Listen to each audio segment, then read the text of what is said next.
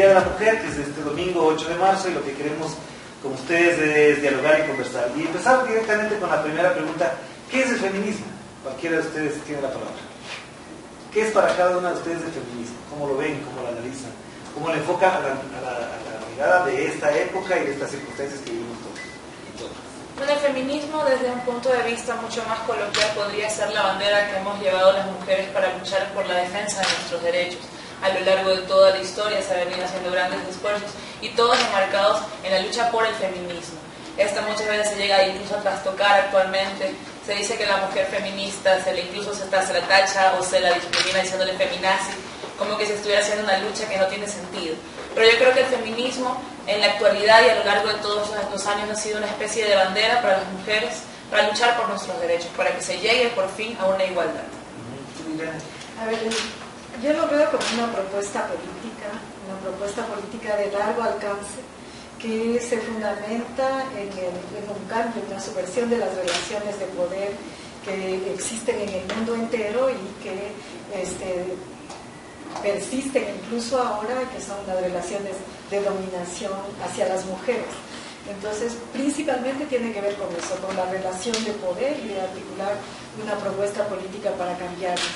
Esto en Ecuador, en América Latina, tiene varias versiones, varias corrientes, en el mundo entero tiene varias corrientes, e incluso ahora que hay una búsqueda de transformación, de alternativas integrales frente a la crisis civilizatoria, en este universo de búsquedas, en América Latina aparecen iniciativas que lideran nuevas visiones. Un ejemplo de esas es la propuesta boliviana de despatriarcalización. Aquí en Ecuador hemos trabajado una visión igual de Estado sin patriarcado, es decir, que busca hacer una propuesta de cambios societales integrales a tono con las transformaciones que ya están planteadas en nuestras sociedades. Me refiero en particular a la propuesta del buen vivir bien en Bolivia, que implica una visión integral de cambios entre los cuales está una resignificación, una nueva construcción de todas las relaciones entre los seres humanos. Entonces esto implica cambios en todo, cambios entre todo lo que existe en lo relacional entre hombres y mujeres, pero también en otros modos de vivencia de la humanidad. Entonces es interesante ver cómo ahora en este universo en búsquedas, América Latina está ofreciendo nuevas visiones que están sirviendo de referente a nuevas conceptualizaciones que se plantean en otras partes del mundo. ¿Qué es para ti feminismo? ¿Cómo lo ves? Como habían dicho ya acá los compañeros, sí, una corriente de pensamiento, un movimiento político también, y que, como dice Irene, no podemos hablar de un feminismo, sino de los feminismos. Y precisamente una corriente de pensamiento, una práctica política emancipatoria, que lo que busca es poder tener equidad, igualdad entre hombres y mujeres, ¿no? Que a la vez que otras corrientes de pensamiento, como quizás el capitalismo, han sido instrumentos de dominación en este caso de la mitad de la sociedad que son las mujeres. Nata, tú tienes algún feminismo, ya que dicen que hay varios. ¿Cuál es tu feminismo?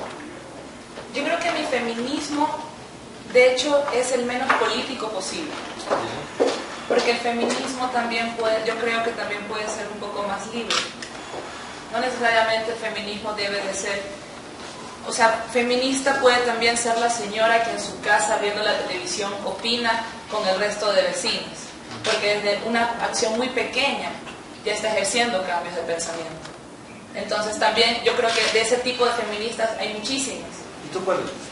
De las que tuitea todos los días quejándose de las cosas que puede, porque también es una forma de evidenciar, y también de las que a veces va a la asamblea a luchar por las cosas que cree que son correctas, sin necesariamente estar agregada a una asociación de mujeres, a un grupo feminista o a una determinada asociación. O sea, ejerces de mujer. Exacto, política, liberal, pero libre, sin necesidad de estar asociada a un grupo de mujeres que luchan por ello. ¿Y qué te impide ser más que eso? ¿Qué me impide ser más que eso? Realmente es que solamente es lo que me nace. No me impongo necesariamente un tipo de feminismo al cual tener que encajar. porque eso también sería ir en contra de lo que también pienso, que es la que la mujer debe ser liberal de pensamiento. Claro. Irene, ¿hay un feminismo más libre y menos libre? A ver, creo que el feminismo se sustenta en una búsqueda de transformaciones. Y en esa búsqueda de transformaciones que son integrales, digamos, estamos hablando de sentidos de humanidad, y las mujeres buscando sentidos de humanidad pueden hablarse de varios conceptos de libertades. Entonces no creo que haya una línea única que delimite esto en el mundo entero y entonces, para todas las mujeres. ¿Cuál es la que le escribes? En este momento creo que estoy en las búsquedas de un feminismo en torno a las propuestas del buen vivir. Estas búsquedas de alternativas civilizatorias. No, yo creo que el feminismo por sí, o sea, desde sus orígenes, que se fundamentan principalmente en las corrientes marxistas, desde sus orígenes vienen de ahí, de haber identificado estas relaciones de poder entre los hombres y mujeres, de haber identificado la división sexual del trabajo en ese momento del siglo XIX, que notamos más definitivamente el nacimiento de esta corriente, de haber identificado el patriarcado como un sistema social en el que se inscriben distintas relaciones culturales, económicas, políticas, sociales, etc. Entonces, claro, es algo de un carácter muy amplio en el que subyace esta transformación política que es el cambio en las relaciones de poder. Entonces es muy difícil para mí decir, no, yo me puedo liberar de esta visión, porque el feminismo es eso mismo, es una búsqueda de transformación societal desde la transformación de unas relaciones de poder, y eso es político. ¿A qué feminismo te escribes? ¿Cuál es tu feminismo? Bueno, leyendo un poco, conociendo un poco, claro, las luchas de las mujeres, las luchas de los movimientos sociales de las organizaciones son las que han dado algunas transformaciones en la sociedad, y esta lucha de estas mujeres y estas transformaciones, claro, se dieron a la par de la lucha de los movimientos sociales. Era un movimiento quizás social más que se juntaba a esta lucha por la transformación. Y yo lo que sí creo es que es difícil poder separar la conciencia política de la igualdad o la equidad con quizás la organización o quizás esta búsqueda de transformación de la sociedad. Entonces, yo lo que creería es que precisamente siempre que se va a hablar de feminismo, siempre que se va a hablar de una política de emancipación, vamos a hablar precisamente de organización y de movimientos sociales, porque lo que ha cambiado, lo que ha transformado precisamente ha sido eso, la organización, los movimientos sociales, lo que ha logrado transformar ciertos estamentos o ciertos establecimientos que hay en la sociedad. Natalia, de estos feminismos que plantean, ¿qué no te gusta? ¿Con qué no estás de acuerdo? Pues, sabes que la única razón por la cual yo, no, de hecho no es una cuestión de estar en contra o estar a favor, porque estamos luchando por la misma causa al final del día, o sea, de hecho es irrelevante ver quién está correcto, quién está equivocado en su forma de actuar, si todas buscamos el mismo fin. Te pregunté, ¿qué no te gusta? Sin embargo, lo que yo pienso es que todos los fundamentos deben ser un poco más aterrizados, todos los conceptos deben ser un poco más humanizados, para que puedan realmente llegar a la sociedad y se pueda ejercer un cambio. El lenguaje es importantísimo porque es el que construye realidades, y hay que hablar en el mismo lenguaje en el que se comunica el pueblo. ¿Qué parte del machismo es la que más adelante resulta valorosa? ¿Qué parte del machismo? Todas, desde el hecho de salir a la calle, siendo mujer. No importa si seas guapa, no importa si seas fea, porque no es una relación de estética, es una cuestión de ser mujer, de haber nacido mujer. Con lo cual ya es un estigma en el cual cargamos todas las mujeres al salir a la calle. De hecho, desde mi casa, pero es un ejemplo para mí muy claro a la calle, desde mi casa hasta acá, 10 minutos, me hablaron 5 personas, 5 hombres me hablaron en la calle. Entonces, para mí el machismo, ¿cuál me molesta? El que está día a día presente en mi vida, el que está presente en la vida de todas las mujeres con el cual hay que luchar. Y realmente lamentablemente poner una valla o poner un letrero en el trole que diga no toque a las mujeres no es suficiente. Es necesario hacer campañas realmente de educación, no de prevención para que las mujeres nos defendamos, de educación a los hombres. O O sea, el hecho de que una mujer se defienda de ser violentada no evita el hecho de que el hombre no deba violentar. Entonces, el machismo está presente en la vida de las mujeres todo el día, todos los días, en todos los estratos sociales y en todos los estratos socioeconómicos y también de educación, etc. O sea, en la vida de las mujeres, solo por ser mujeres, ya estamos expuestas al machismo desde muy pequeñas. Claro. Y en esto que pregunto es más provocativo, ¿no crees que algo con esta verdad encima? ¿Qué deben desaprender las mujeres del machismo? A ver, antes yo quisiera decir algo de lo planteado antes. Tú decías cómo se ve el feminismo ahora, ¿no? Y bueno, emitimos algunos criterios, pero entre lo que decíamos había una mezcla del feminismo como propuesta política y por otro lado sus expresiones organizativas. Entonces quizá solo decir que el movimiento feminista, que es un movimiento de múltiples vertientes, como ya lo dijimos, es uno que en el siglo XX, por ejemplo, llegó a posicionarse como el hecho organizativo más relevante porque inventó formas nuevas, formas de hacer política diferentes, y entre esas formas de hacer política diferentes, en esta posibilidad de coexistencia entre distintas propuestas y distintas prácticas.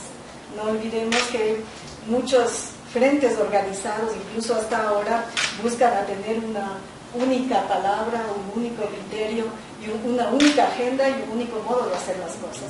Y el feminismo propuso ese avance político en el siglo XX, que fue el de, durante un siglo entero, hacer unos avances mundiales desde prácticas múltiples y desde visiones también múltiples, diversas, que se expresan. Yo tengo unas preguntas sobre eso, porque entero. creo que hay unos temitas ahí sobre el tema organizativo que me parece indispensable, pero la pregunta es, ¿qué deben desaprender las mujeres del machismo?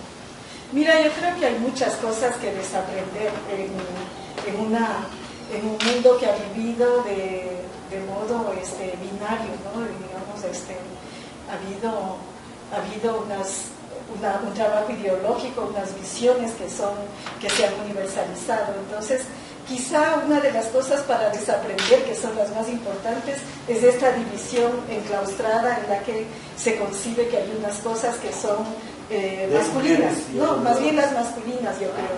Por ejemplo, me refiero al mundo del conocimiento y de los conocimientos, de la ciencia y de la tecnología, de las áreas en las que se ha considerado que las mujeres estamos excluidas.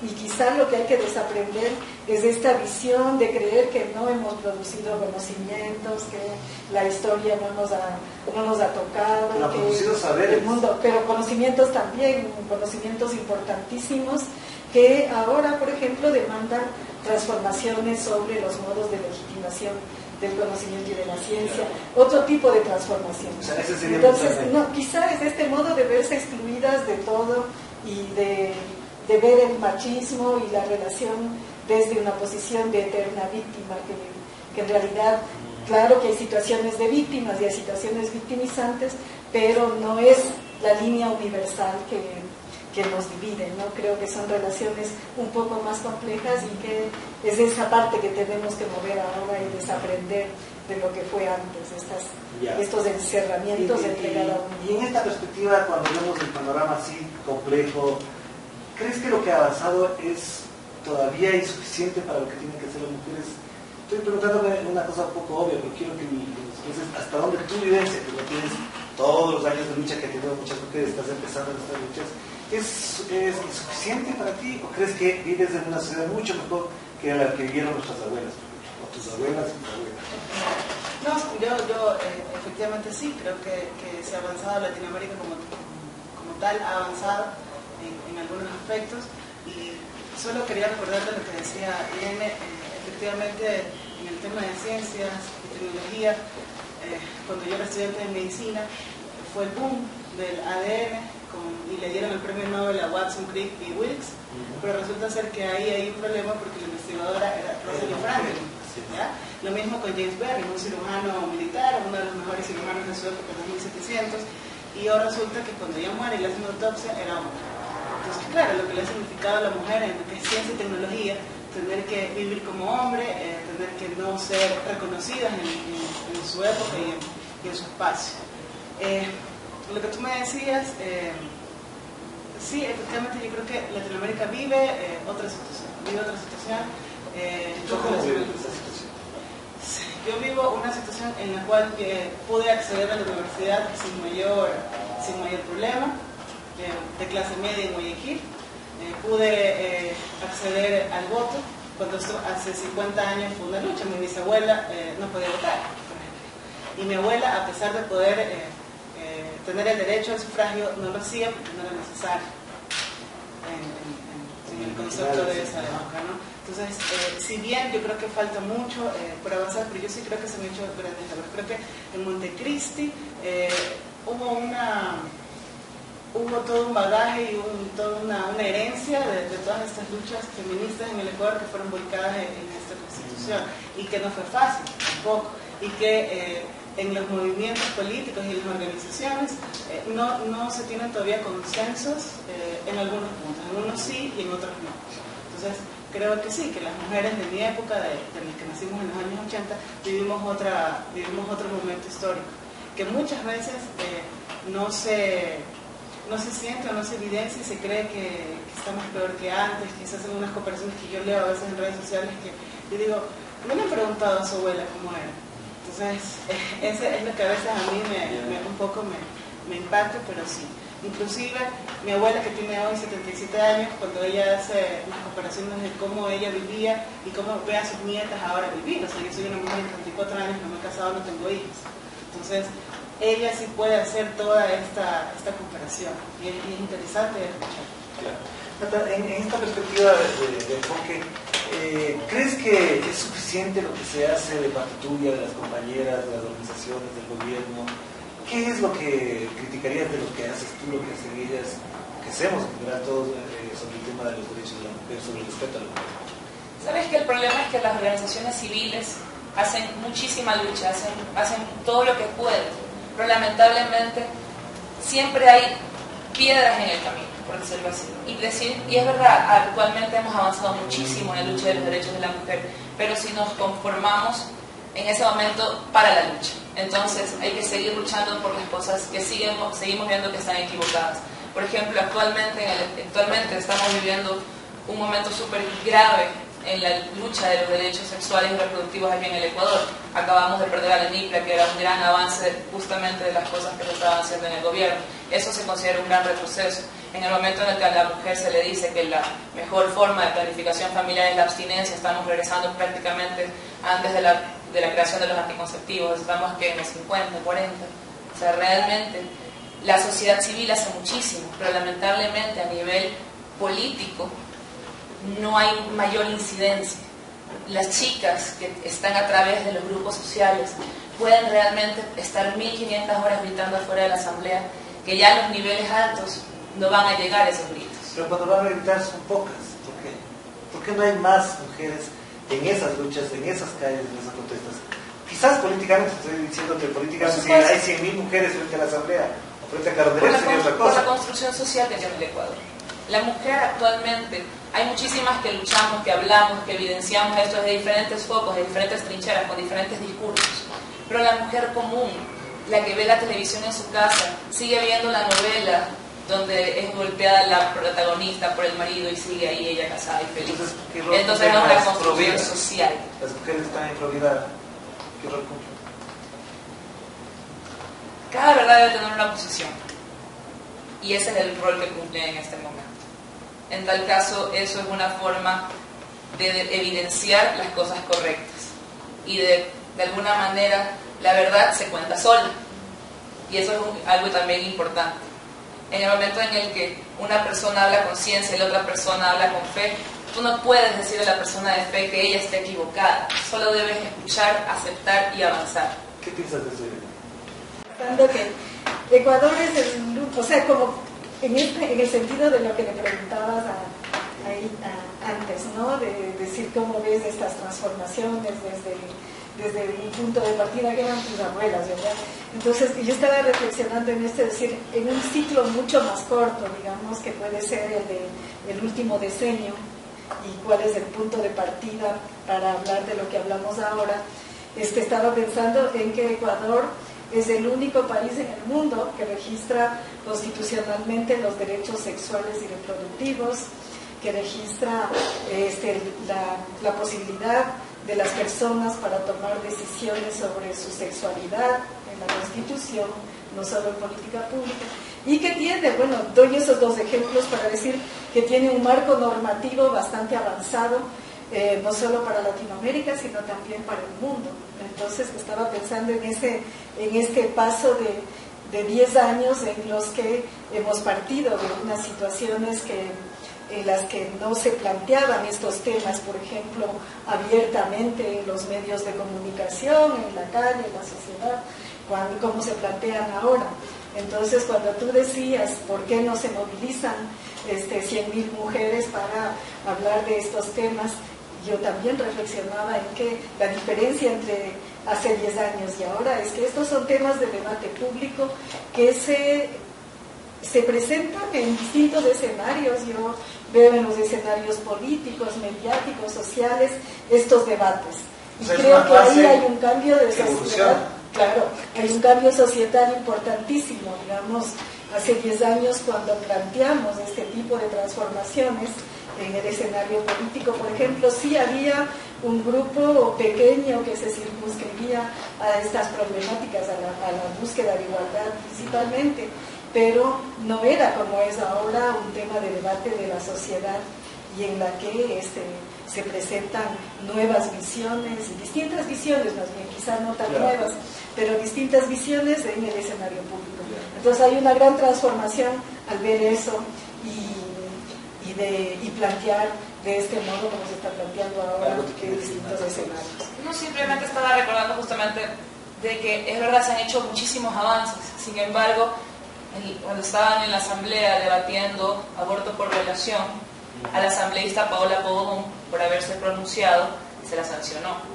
Entonces, vemos avances todos los días, pero vemos también retrocesos atroces, tan sencillos como el hecho de una asambleísta. ¿Cómo puede haber un retroceso de algo que no avanzó? No, es que podemos hablar de que hay avances en cuanto a los derechos sexuales y reproductivos de la mujer en otros ámbitos. O sea, sí vemos avances, pero no se puede negar que hay avances, de que las leyes sí se están ejerciendo, de que las mujeres ya tenemos acceso a los métodos anticonceptivos, cosa que antes no se tenía y de que era totalmente impensable que el Estado incluso pudiera subsidiarlo. O sea, avances tenemos todos los días. Sin embargo, a nivel político también vemos este tipo de retrocesos y que también son a la vista y presencia de todo el público y de todo el Ecuador. Sin embargo, queda la misma pregunta: ¿por qué no hay 100.000 mujeres movilizándose por ese tema? Y si hay 100.000 mujeres pro vida movilizándose contra estas cosas.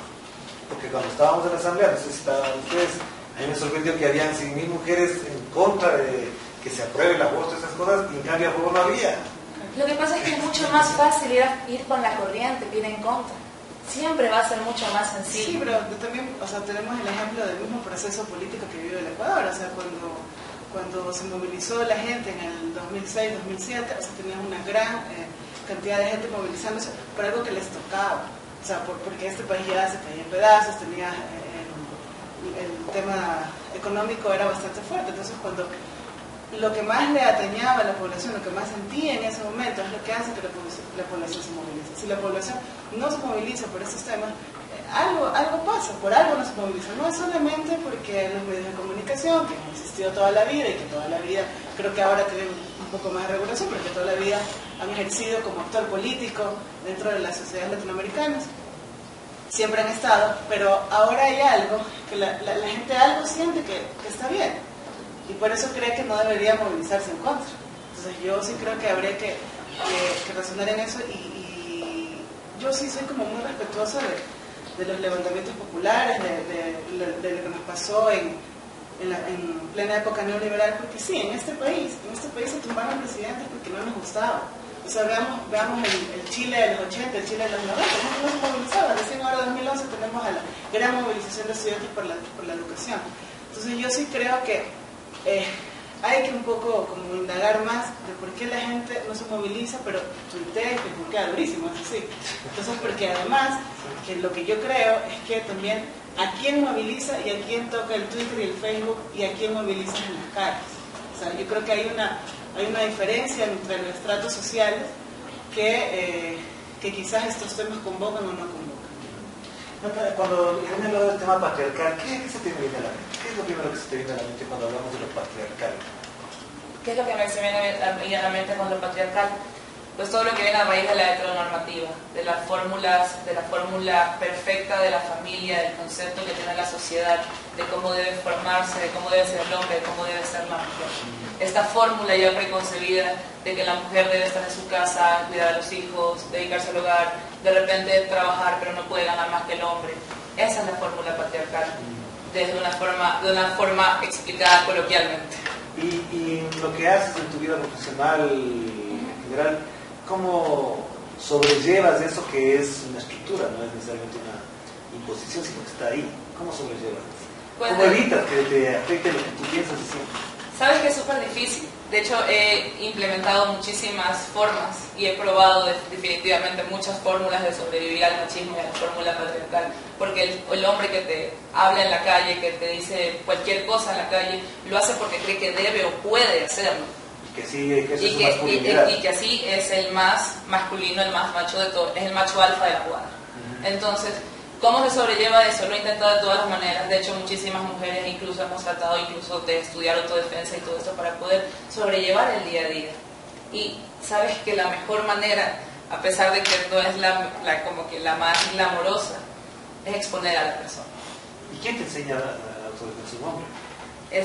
No, o sea, de hecho muchas mujeres le enseñan a mujeres. Yo soy arte marcialista ya desde mucho tiempo, pero las mujeres enseñan con mujeres. Hay grupos de organizaciones sociales y civiles que te enseñan justamente autodefensa, porque hay cosas sencillas y básicas que pueden sonar dolorosas, pero en el momento de una violación, ¿qué es lo que debes hacer para de repente evitar morir en el ataque? O sea, son cosas así de sencillas que pueden sonar súper bruscas y de repente una madre no le va a decir, mijita, váyase a este curso, pero son cosas que existen para las mujeres. Eso que pueden llegar en la escuela normal. Sí, pero es muy difícil, realmente es muy difícil. Es como conversar justamente de temas como aborto por violación, como conversar del hecho de que también una lucha feminista de los derechos sexuales y reproductivos de las mujeres, el derecho de las mujeres a amar a otras mujeres. O sea, desde cosas tan delicadas que es muy difícil sacar a la mesa. Irene, a propósito del tema organizacional, al feminismo le han caído varias críticas, entre ellas unas que provienen de lo patriarcal, machista, masculino, etcétera, etcétera. Pero también hay otras de las propias organizaciones de mujeres que dicen que han plegado al marxismo, cuando el marxismo ni se pensaba en el tema del machismo porque no le tocaba. Y la otra es que han plegado a banderas muy liberales también. ¿Cuál es el mayor defecto del movimiento feminista, de la organización feminista? ¿Y cuál es la salida a ese freno que le apuesta a la lucha por las mujeres? A ver, como dije antes, no hay una sola línea feminista y que esta sea universal, no existe eso. Hay distintas versiones, distintas corrientes y distintas formas de pensamiento político feminista que se expresan ahora en el mundo entero. Entonces hay una corriente liberal que empezó a mediados del siglo pasado, principalmente en Estados Unidos, y que todavía está presente, que de algún modo ha buscado también expresiones en otras partes del mundo que no son solo los Estados Unidos, si bien su fuerte nació ahí, está ahora en todas partes y se expresa. Entonces, claro, hay esa corriente liberal. El análisis feminista en sí nació del marxismo, o sea, estaba desde tiempos de Alexandra Kollontai, Rosa Luxemburg y otras que hicieron planteos y que esos planteos se nombraron de ese modo ya desde finales del 19, inicios del 20, como un análisis marxista, que nombraba el patriarcado, marxista, como lo dije, que nombraba el patriarcado desde ese momento. Y claro, ha ido evolucionando todo eso, ahora se vuelve a nombrar y a citar la necesidad de cambiar esas relaciones a escala mundial, desde iniciativas también feministas internacionalistas, como por ejemplo la Marcha Mundial de las Mujeres y otras. Entonces, es así, digamos, hay distintas corrientes y distintas expresiones. ¿Por qué no han sido suficientemente agresivas, en el mejor sentido de la palabra, de modo que sus agendas, sus postulados calcen en la agenda política masculina o gubernamental? Tenemos una cosa, no sé si llamarlo horrible, pero en Grecia acaba de ganar una fuerza de izquierda y nadie se la ministra. A ver, ha habido mucha tinta ha corrido sobre el tema Grecia y claro, hemos visto acusaciones que son siempre lo más fácil para deslegitimar un proceso de izquierda como el que se está viviendo en Grecia en este momento y que obviamente afecta a toda la Unión Europea positivamente, ¿no? A todo el Parlamento Europeo se ha sentido movido, toda Europa está movida y conmovida por lo que sucede en Grecia, y esto obviamente no pasa desapercibido entre las distintas corrientes del feminismo. La liberal, por ejemplo, inmediatamente hizo una respuesta hablando de una estructura política que no es la griega. Entonces se dijo, ¿por qué no hay tal tipo de representación o de formas de representación que nosotros desde afuera consideramos deberían expresarse? Pero luego en Grecia mismo se ha ido demostrando que importantes poderes están siendo asumidos por mujeres. Eso por un lado. Por otro lado, creo que las formas de organización política reflejan lo que vive cada sociedad. Entonces ahí sí hay que plantear esta búsqueda de expresión en las formas de representación que deben estar tanto en Grecia como en los otros países. ¿Qué toca hacer a los varones? Porque también hay la otra parte. Ahí quizás no concuerdo mucho con la Nata, que cuando nos delega a nosotros, cuando en la práctica también son las mamás las que imponen eso, sobre todo las mamás. Mi mamá no me dejaba ver la cocina, me daba con la cuchara en la cabeza con toda la cocina. Claro, yo creo que el tema del patriarcado y el tema del machismo no es un tema de hombres. Si bien el poder se lo ha delegado a los hombres, pero no creo que es un tema que tú solo vas a encontrar hombres machistas. No, hay mujeres machistas también, o sea, eso creo que no es en discusión. Y no es la guerra de los sexos tampoco, que a veces se intenta un poco dar ese sentido de que es hombres contra mujeres y que las mujeres quieren igualarse un poco a los hombres o querer ser hombres, ¿no? Que no es esa la discusión, y a veces se intenta un poco frivolizar también ese tema. Pero yo lo que creería es que precisamente que como sociedad en su conjunto sí, nos toca desaprender muchísimo y nos toca repensar qué es lo masculino, repensar la masculinidad, qué masculinidad queremos para nuestros hijos, y a las mujeres igual. Y habrá una masculinidad feminista. Pero por supuesto, claro. ¿Cuál es eso? Tenemos quizás en mi casa, pero tenemos también referentes políticos de hombres que efectivamente, cuando fue algún momento de debate político, la discusión nacional, el tema de la despenalización o no del aborto, pues sí, tenías hombres que estaban por la despenalización. Entonces, quizás en el día a día, en tu casa, claro, ya ves otras cosas. Mamá no cocina los fines de semana, no cocina, mejor dicho, de lunes a domingo, quien cocina fines de semana es mi padrastro.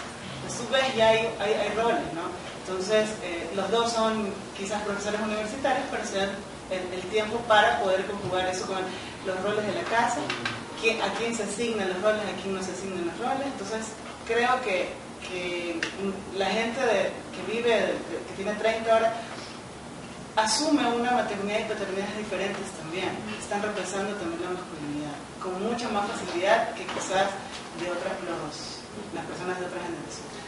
Me dejó muy inquieto porque no quería tocar, pero de todas maneras me parece que es importante tocar el tema. De hecho, primero te quería decir, no me refería a dejar todo el rol del cambio de los hombres, sino que ese es el reto realmente, porque las mujeres vivimos en esa lucha constante. O sea, el reto realmente es que los hombres también se inmiscuyan en el cambio. O sea, para mí ese es el reto, es lo que se debería llegar a hacer. Claro. Ahora, esto que menciona me parece muy importante, porque una de las cosas que yo les preguntaba a las personas que luchan por los derechos LGBTI es ¿por qué luchan por el matrimonio si es una institución por esencia conservadora? ¿Cómo ves esto? ¿Eso también no es una expresión machista? No necesariamente, porque una cosa es ver la acción y otra cosa es ver el fondo. ¿Por qué es que se piensa tanto y se habla tanto del matrimonio igualitario? Para poder llegar a la adopción igualitaria. Que definitivamente, ¿por qué una mujer que en algún momento quiere ser madre no puede llegar a hacerlo por el simple hecho de amar a otra mujer? O viceversa, un hombre que quiere llegar a ser padre no puede hacerlo. ¿Por qué es que se busca tanto el matrimonio igualitario para poder llegar a la adopción igualitaria? Que definitivamente es un sueño completamente hasta el momento inalcanzable, y en este momento ni siquiera se lo piensa o se lo plantea en el Ecuador.